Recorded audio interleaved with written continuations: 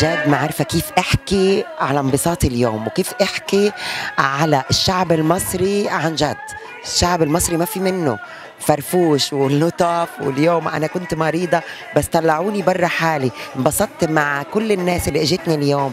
عن جد شرفتوني ونورتوني، وحقيقي حقيقي الشعب المصري بس هيك تحط له نقطة فرح بيجري عليها.